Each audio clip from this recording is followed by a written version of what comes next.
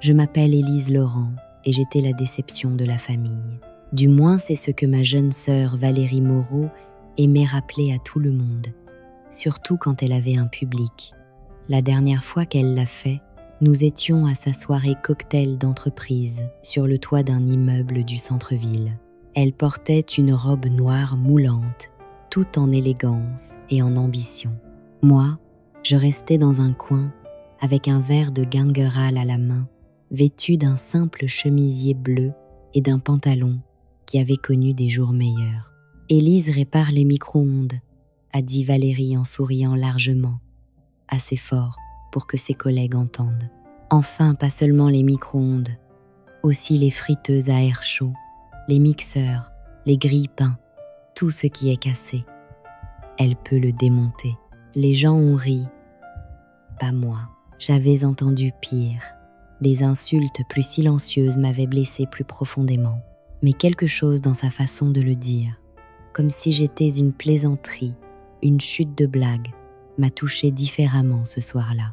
J'étais sur le point de partir quand les doubles portes se sont ouvertes et Mara Kingsley, PDG d'une des entreprises technologiques à la croissance la plus rapide de la région, est entrée. Elle a balayé la salle du regard un instant.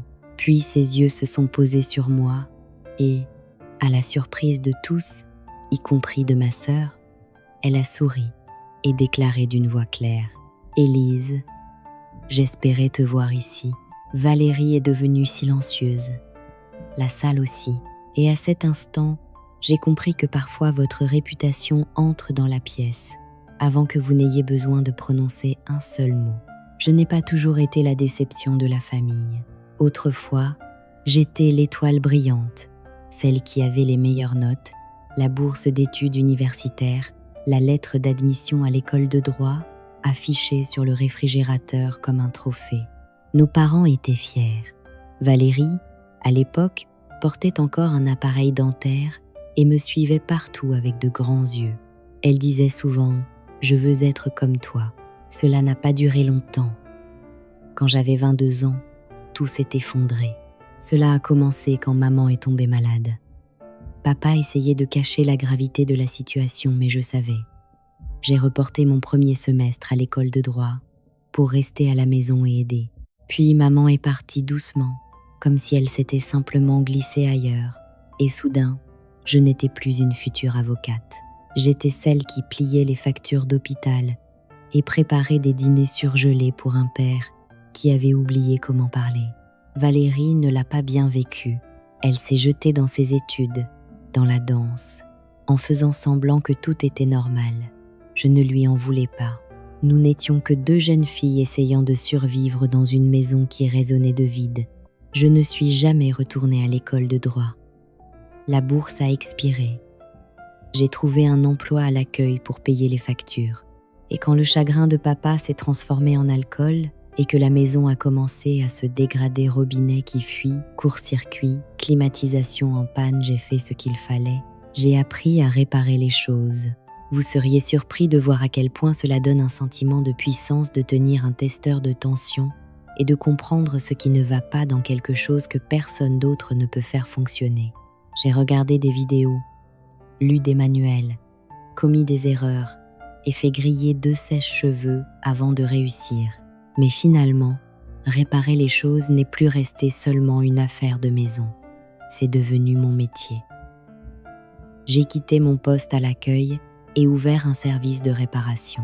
Juste moi, un établi d'occasion et une grande pancarte bleue « Ça se répare » que j'avais peinte moi-même. Ce n'était pas glamour, mais c'était honnête. Et chaque fois que je rendais un grille-pain fonctionnel à une dame âgée qui ne voulait pas en acheter un nouveau, je ressentais quelque chose que l'école de droit ne m'avait jamais donné, la paix. Pourtant, notre famille ne le voyait pas ainsi. Au dîner de Thanksgiving, j'étais l'autre fille, celle qui réparait les filles et les appareils, pendant que Valérie éblouissait tout le monde avec son poste, ses stratégies d'entreprise, ses tenues élégantes et sa page LinkedIn parfaite. Elle travaillait pour Mara Kingsley, ce genre de patronne qui faisait la une des journaux. Valérie parlait de Mara comme d'une reine. Je ne me formalisais pas d'être invisible à ces dîners, mais Valérie rendait difficile de rester invisible. Elle disait des choses comme « Au moins je n'ai pas gaspillé mon diplôme à serrer des vis » ou « Certains d'entre nous ont des clients qui ne vivent pas dans des maisons de retraite. Aidez-les ». Elle les disait avec un sourire, de ceux qui vous défient de réagir pour pouvoir vous traiter de sensible. Je ne mordais pas.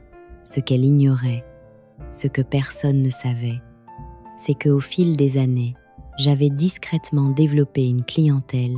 L'un d'eux, via un partenaire logistique tiers, portait un nom que je reconnaissais, MK Tech Systems. Oui, l'entreprise de Mara. Ils nous envoyaient des appareils défectueux de leur équipe d'entrepôt. Personne au sommet ne me contactait directement, mais la rémunération était solide et le travail régulier.